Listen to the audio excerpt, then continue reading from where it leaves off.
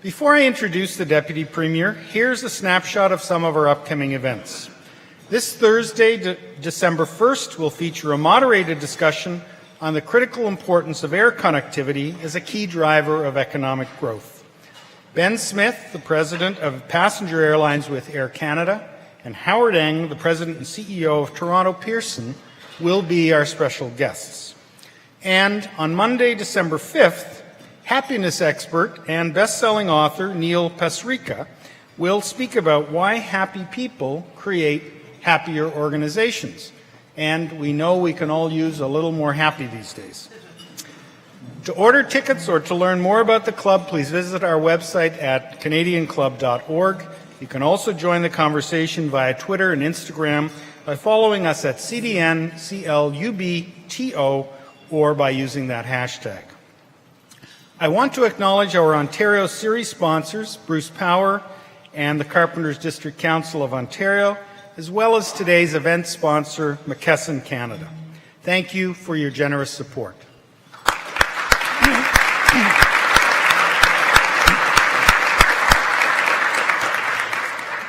And now our guest speaker today. We operate in an age of disruption. But what does that mean for you and me?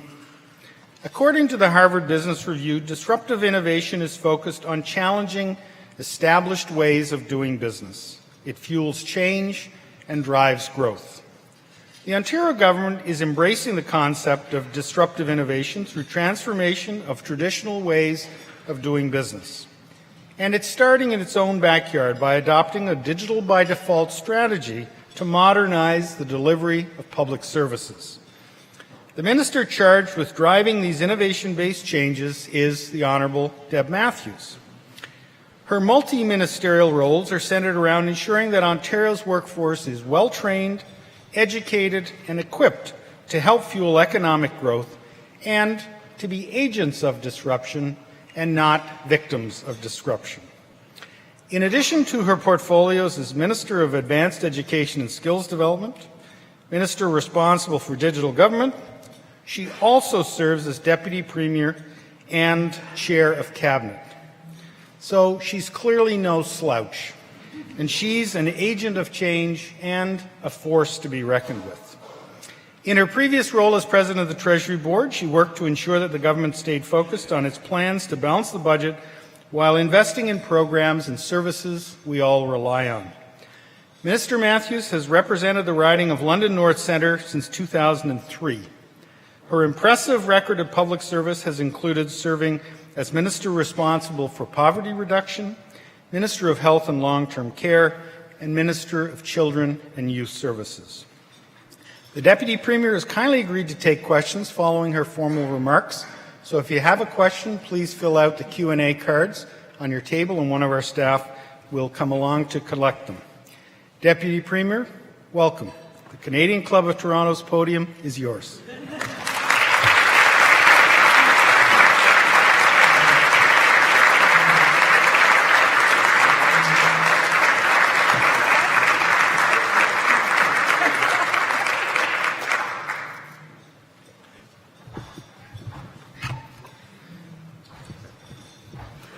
Well, thank you, Fred, very much for that kind introduction. Thank you also for inviting me here to the Canadian Club.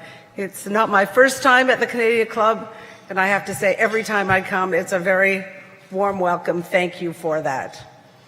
So what I'm here to do today is talk to you about something everyone seems to be talking about, and that's the age of disruption. I have 3 children. I have 5 grandchildren. A few years ago, if you'd asked me, so what's the age of disruption? I would have said, 13, 14. A little earlier for the girls, but don't worry, they grow out of it. But age of disruption aside, I am discovering that much of the inspiration for the work that I do is found in my family. That's true when I was both Minister of Health and the daughter of aging parents. It was true when I was both Minister of Children and Youth and a mother and a grandmother. And it's very much true as Minister of Advanced Education and Skills Development. Let me tell you why. This is a picture of my father. In this picture, he was 17 years old. The Second World War was in full swing. He had just signed up in the RCAF. He lied about his age to get in. He's 90 years old now. So Dad trained as an air gunner. He went overseas, but thankfully, the war was over before he saw active service. Nevertheless, like all veterans who qualified, when he returned to Canada, he was entitled to free university, an unthinkable opportunity had it not been for this veteran's benefit. You see, he was the 7th of 10 children in a working-class family. He was the son of immigrant parents. No one in our family had ever been to university before. So Dad came home, finished high school, then he studied engineering at Queen's University. And then he went on to build a company that employed hundreds of people. He fathered 9 children, each of whom has gone on to pursue a higher education. Now, my father was not alone. Thousands of veterans have a very similar story, achieving great success, providing opportunities to others, thanks to the life-changing opportunity he had, access to education.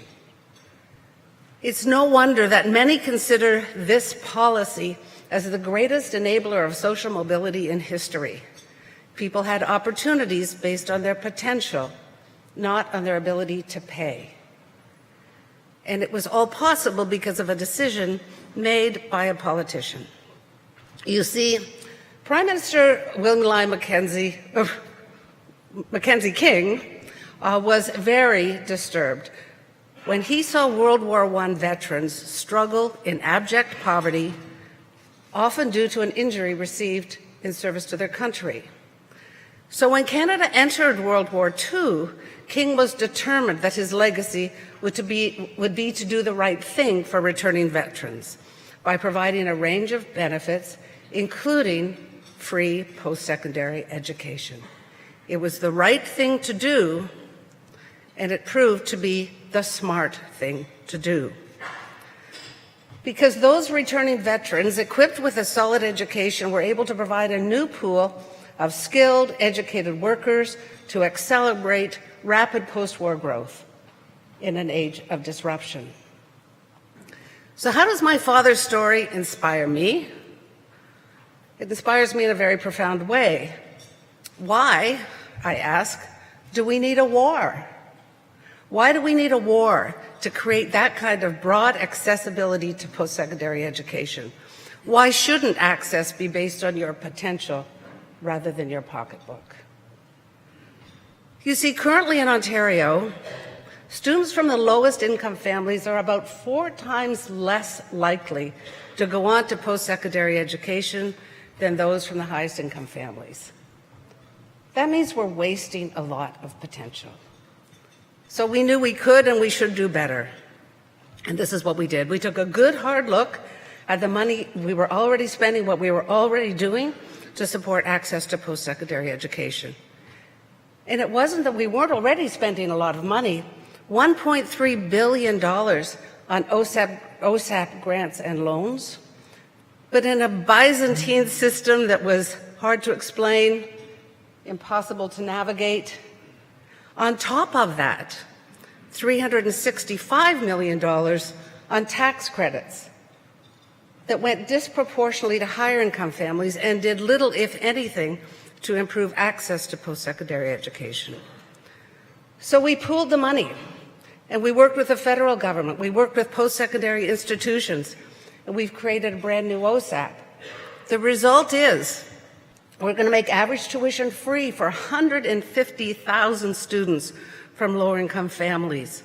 And we're also increasing aid to students from middle-income backgrounds. In other words, if your family income is $50,000 or less, your average university tuition is covered, and under about $80,000 for college students. And if you earn more than that, the new OSAP is still there to help. Nearly 80% of post-secondary students will graduate with less provincial debt. In effect, we're removing financial barriers to higher education. The kids of single parents who watch their mom struggling to pay the rent, to put food on the table, are now able to aspire to achieve their full potential, to realize their dreams. They now have hope that their life will be different, that they'll be able to help their family live a decent life. And once again, more Ontario students can say, I will be the first in my family to go on to college or university. And more parents can say, my child is just as entitled to a higher education as anyone else.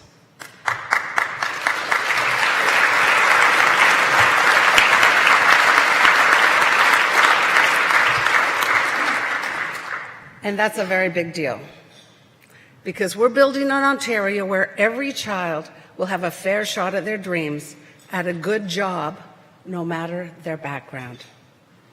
And as an aside, if you're a policy wonk, like I confess to be, this is a great example of the Treasury Board PRRT success. Does anybody know what I just said? A few of you do.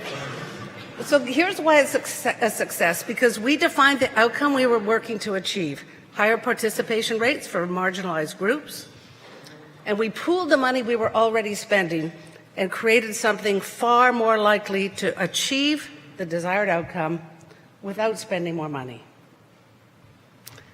Ontario has built its system of higher learning and skills development with the understanding that we're building pathways to success for everyone. And under our watch, more students are ready to embark on those pathways. Since 2004, our high school graduation rate has gone from 68% to over 85%, a stunning increase that has captured the attention of educators and policymakers from around the world. And 67% of our population has attained post-secondary credential, higher than any other OECD country, higher than Germany, 38%. We're at 67%. Our education success is getting noticed, and that makes others confident to invest here. Leading-edge companies are choosing Ontario, companies like Thomson Reuters, Google, and Slack. Now, some of you might be Googling right now, what is Slack? And then you'll find a Reuters article with the answer. You see, I told you these are smart companies. Ontarians are smart too. They're creating thriving startup culture, which so much of the world wants.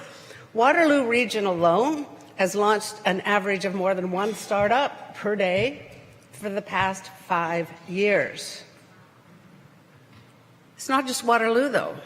London's talented digital labor force has grown to more than 8,000 employees in London, Ontario, working for over 300 high-tech companies. Our educated workforce has made it possible for Ottawa-based Shopify to start here and stay here as it grew, from a few employees to an e-commerce powerhouse, with a market value that recently shot past $5 billion. So when you talk about disruption, take note. Ontarians are among the best disruptors and having a global impact. However, in a vast and diverse place like Ontario, that's not the only way we define success. Our aspiration must be to build a thriving and innovative economy that is also fair and inclusive.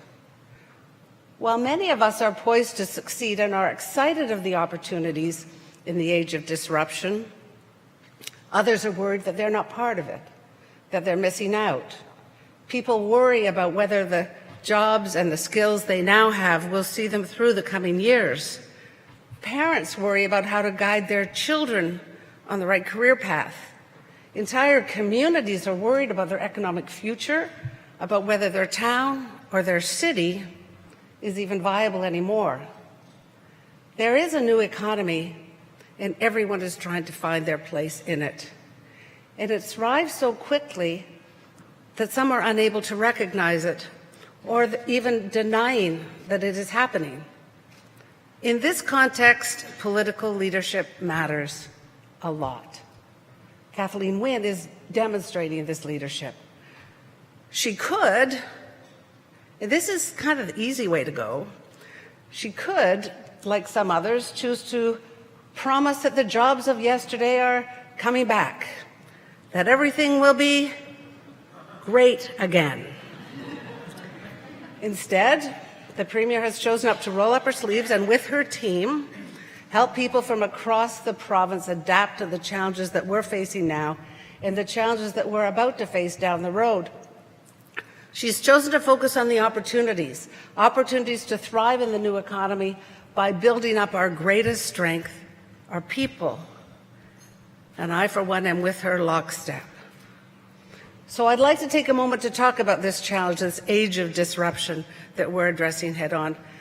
It's being called the fourth industrial revolution. It's unlike anything humankind has ever seen before. Previous industrial revolutions were driven by steam, electricity, and then electronics and IT. According to the World Economic Forum, the fourth industrial revolution is characterized by a range of new technologies that are fusing the physical, digital, and biological worlds, impacting all disciplines, and even challenging ideas about what it means to be human. We know it's here. And to be honest, no one can really tell us where it's taking us, but some are trying. A study by Brookfield Institute, housed at Ryerson University, found that nearly 42% of the Canadian labour force is at high risk of being affected by automation in the next decade or two.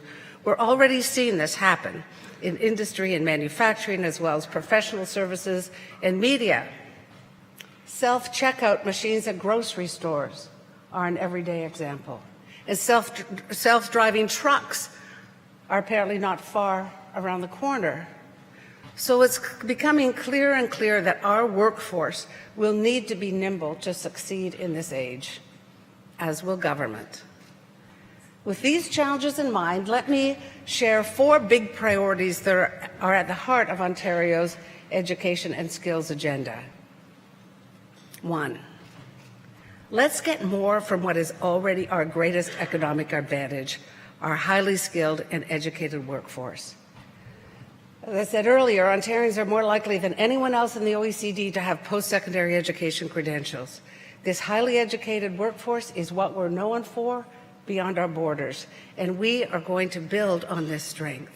We'll attract even more leading companies and create homegrown success stories with more STEM graduates, science, technology, engineering, and math. Right now, our government is working on a strategy to improve STEM education for students in the early years to grade 12.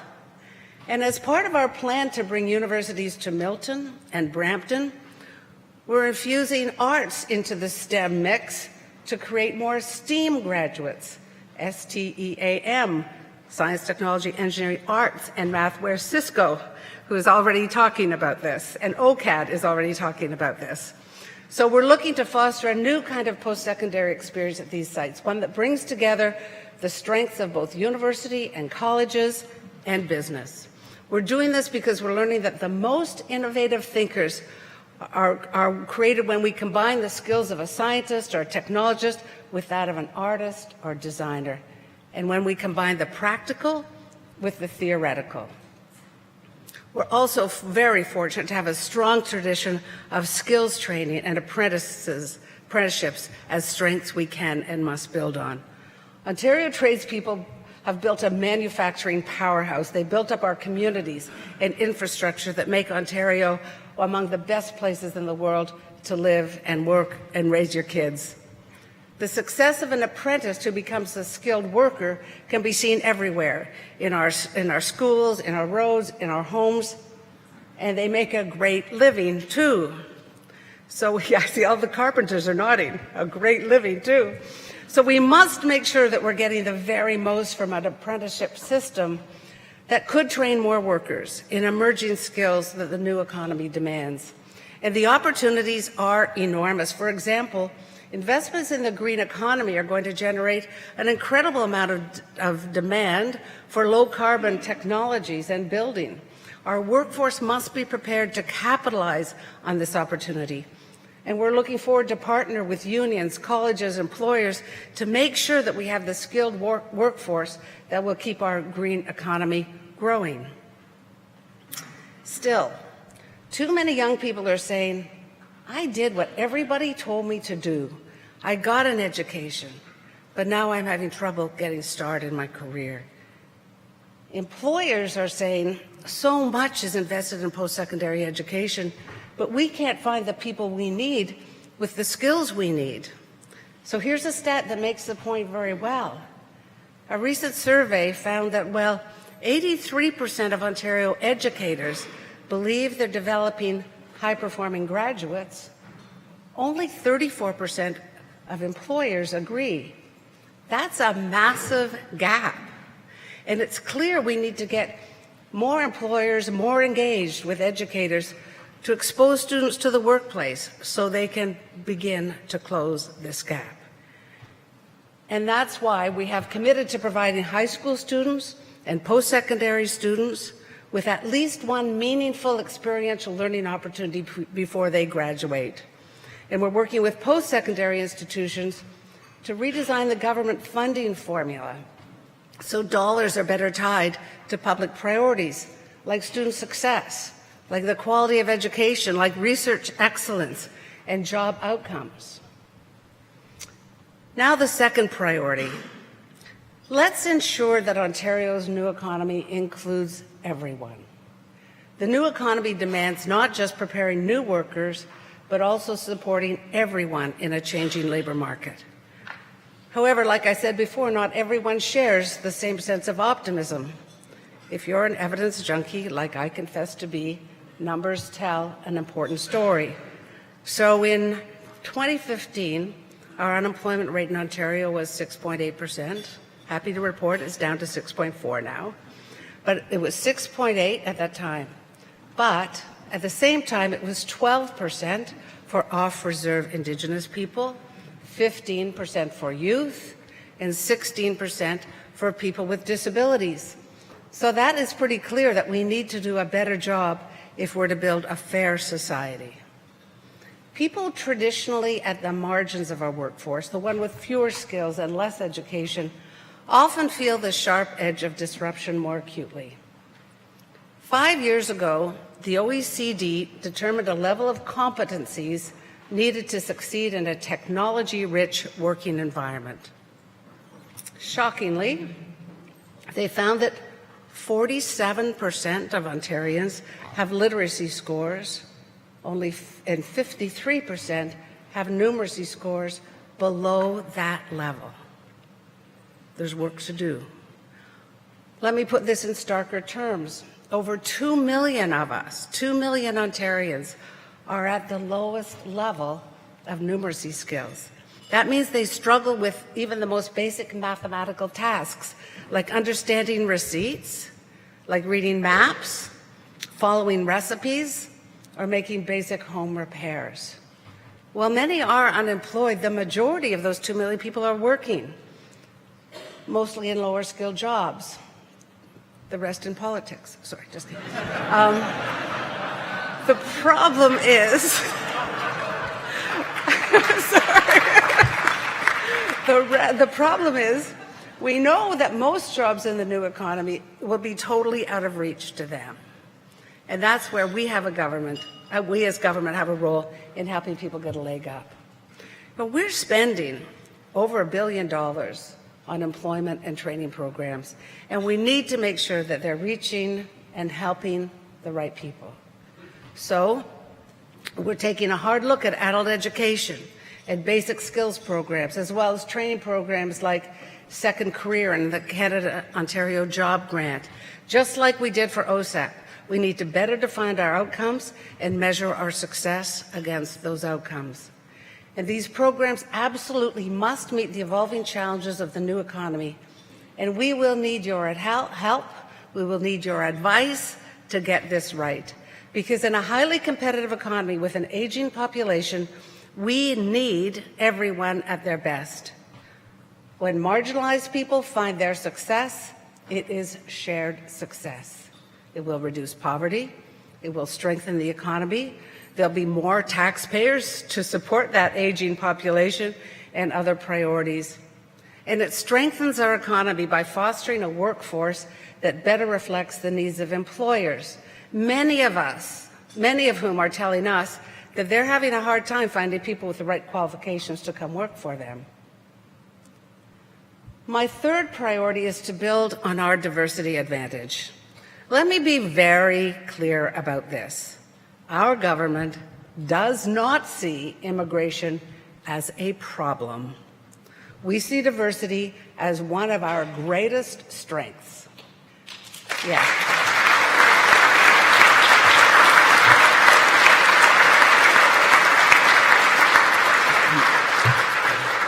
And that's why here in Ontario, we're not building walls, we're building bridges.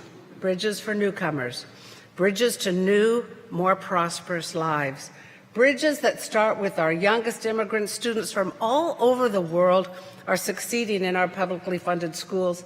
And as they graduate from university, many of them will be able to benefit from free tuition. We can't be complacent, though. We also need to ensure that parents of these students can succeed as well. Today, very recent immigrants are well educated. 80% have a post-secondary education, but only 55% of them are working in highly skilled jobs. There are community organizations and business groups, great organizations who are piloting ideas and strategies for the success of newcomers in our economy. We need to learn from those pilots. We need to double down on efforts that have the best outcomes. But not all newcomers come to Ontario to work, learning experiences while they were here. And like Federal Immigration Minister John McCallum, I believe we need to start thinking of international students more as future Canadians and less as visitors. So I was thrilled to hear that Minister McCallum is making it easier for international students to stay here after graduation. Like us, our federal government is clearly focused on building those bridges. We know that exposure to diverse perspectives and international experiences throughout education and throughout our lives helps to build global citizens. International students in Ontario enhance the learning environment for all students. But the age of disruption is not just happening here in Ontario, it's having global impact. And that's why we're also looking at how to send more Ontarians abroad to study. When we educate students in intercultural competencies and experience, tolerance and diversity can bridge any wall. My fourth and last priority I want to talk about is the necessity of bringing everyone to the table, especially business, because government cannot do this alone. As we plan for the future of advanced education and skills, we must do so with many people around the table. So we are creating a planning and partnership table with a mix of leaders from business, labor, education, and government to help steer this work.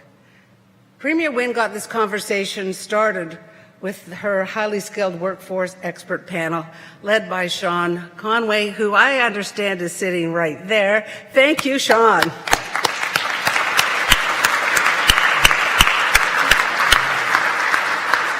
And if you haven't read this report, I really urge you to do so because it gives us very good advice, including on experiential education, a range of issues.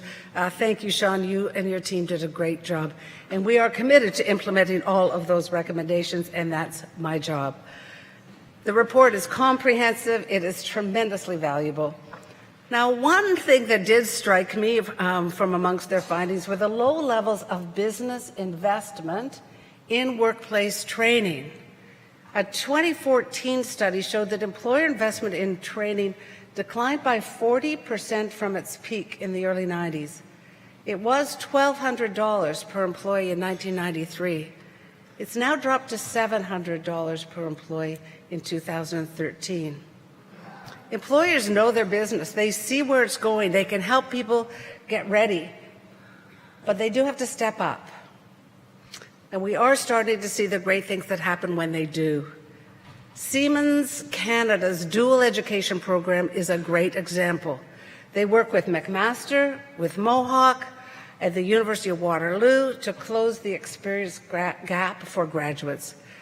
They're not just searching for ideal candidates, they are working with educators to create them.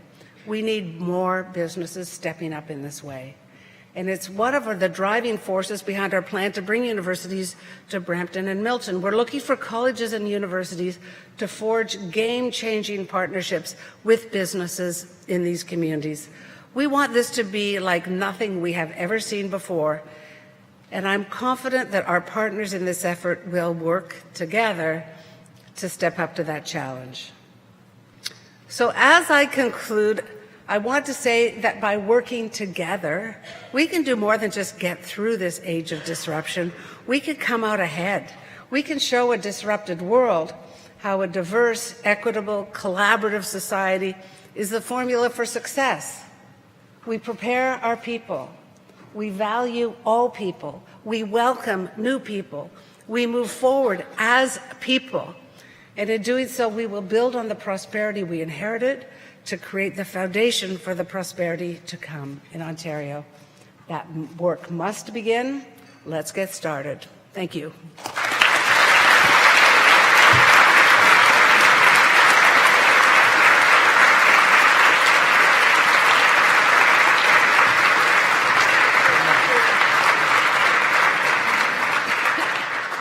So, Minister, we have received some questions from the audience.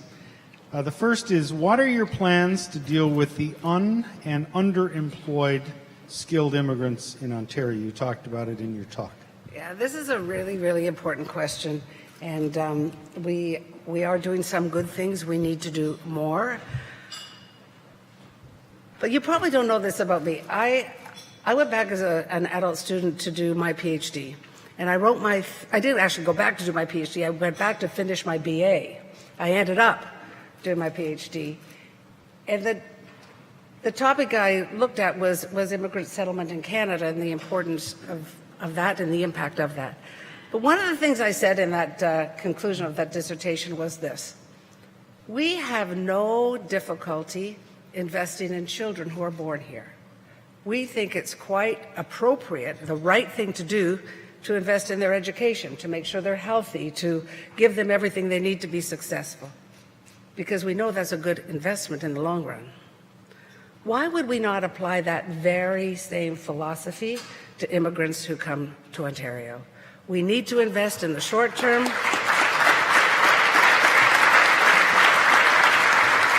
And we'll get paid back many, many, many times over. So it's really important we do it, and we do it well. Okay, the next question. What does the future of online education look like for Ontario? So again, I think there's huge opportunity in online education. We've got eCampus Ontario that's offering 14,000, somebody will tell me if I'm right-ish, 14,000 courses that people can do online. We've figured out how the credits can be transferred, so you can take those courses online. But where students aren't able to travel, or life gets in the way of their ability to do that, we need to use the technology. We just have to do that. We have to do more of it. I think many people who are lucky enough to go to university actually and go somewhere and have the full university experience would say they learned more outside the classroom than inside the classroom. So I don't want people to lose that experience. But some people do want to supplement that in-person education with online, or their life circumstances are such that the only option is online. So we've got a good start, but huge opportunities to do more. Okay, the next question refers, how's the rollout of free tuition for qualified students going? You'd indicated it would benefit 150,000 students. Is it on track? And then a second corollary question, what about students who have already graduated and are now in debt? So just to correct, it's 150,000 students will have grants that exceed their tuition, so free tuition. 250,000 students will be better off than they currently are. So this is a very big deal. The implementation is going really, really well. It's a big job that we've asked people in our ministry to do and in the colleges and universities to do. And I'm enormously proud of the work that is happening to roll this out for next September. We are on track. But one thing that we're doing, because I'm minister responsible for digital government and advanced education and skills development, I kind of fused my two responsibilities on this project. Because not only do we need to make OSAP more accessible, increase grants, we need to take OSAP into the digital age. So our digital team is working with our policy team, with our communication teams. Every Monday morning we get together. I go to these meetings because it's so important to me that we get it right. And we're all in one room talking about the implementation. So we are going to have a product pretty soon for young people to be able to estimate how much university or college is going to cost for them. We're rolling out, because here's the thing, with this free tuition is great, it removes financial barriers, but the financial barriers are only part of the barriers. It's the non-financial barriers to higher education that I worry about as much as I worry about the financial barriers. So we have to go into schools, elementary schools, high schools, and demonstrate to students that they can, in fact, afford to go. So we're using all the power available to us in the digital world, combine it with the really good policy and implementation. So we're on track. We're going to make it happen. And the question about students already in debt. Yes. So this is not the easy part, right? So what about students who have already gone through, who are paying back their loans? This is not a retroactive policy. Much as I would love it to be a retroactive policy, it is a go-forward policy. The goal of the policy is to improve access to post-secondary education. Obviously, people who have already graduated did have access. We've got really solid programs in place for people who aren't earning enough to pay back. We can continue to relieve them from having to pay back until they're earning $25,000. But this is a go-forward policy. Okay, thanks. I'm not going to get to go through all the questions, so there are a couple here that have a similar theme, which is, what is the government doing to encourage students to move into skilled trades and apprentice programs and away from perhaps the classic university education? This is such an important question, and Sean Conway talked about it in his report. We've talked about it, but we need to make sure that people understand that there are many pathways to success, and for some students, apprenticeship is absolutely the right way to go. So we need to talk about it more. We need to talk about the benefits more. We need to educate students more. My colleague Brad Duguid, did he speak at the Canadian Club recently? And I think he told a story that was pretty revealing. So he used to have my job, and he talked a lot about the importance of apprenticeships. And when his son, who was playing hockey, decided to hang up his skates and go back to school, he ended up choosing trades rather than university. And Brad was saying, well, you got to go to university. You got that opportunity. You got accepted. Go. And then Brad's son said, Dad, weren't you the one who was always talking about how important the trades were?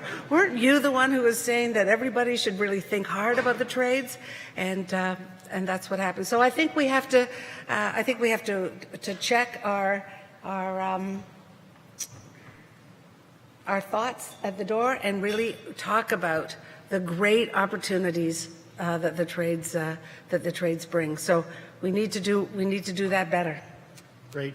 Thank you very much, Minister. I'd now like to invite David Simmons, Director of the Canadian Club, to come up and formally thank the Minister. Before we do that, could we just say happy birthday to Tom Allison? Happy birthday, Tom.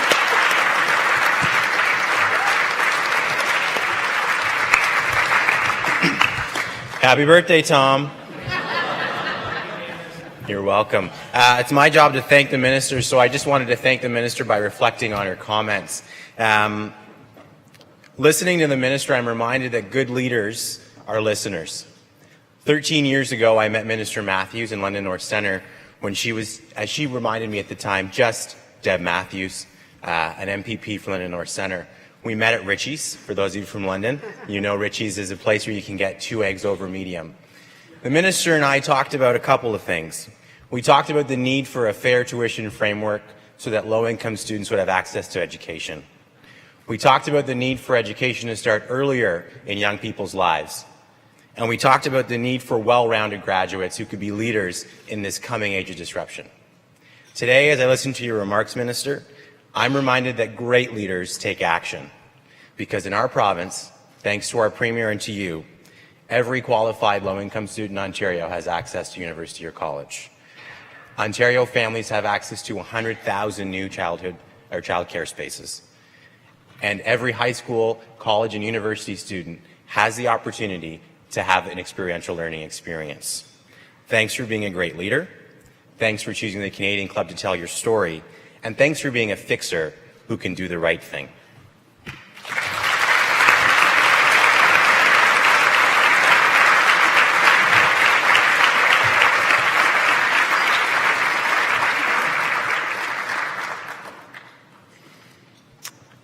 Thanks, David. I also want to add my thanks to Deputy Premier Matthews for joining us today and wish you the best of luck.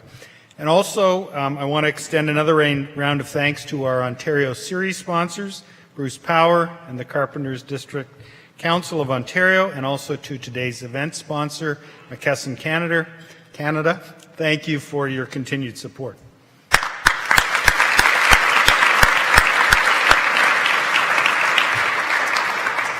This concludes our program today, which will be broadcast on Rogers TV in the days to come. We're grateful to Rogers TV and 680 News for their continuing promotion of Canadian Club events.